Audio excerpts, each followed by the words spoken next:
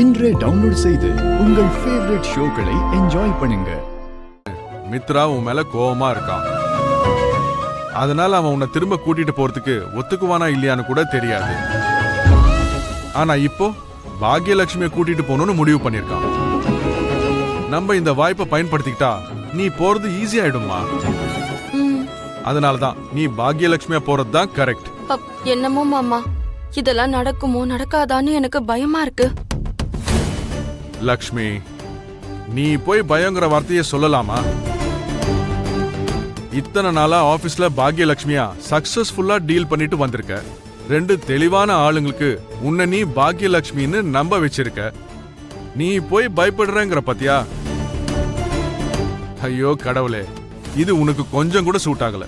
இங்க பாருமா, நீ ரெடி ஆயிடு. அந்த பாஸ்போர்ட் விஷயத்த நான் பாத்துக்கிறேன்.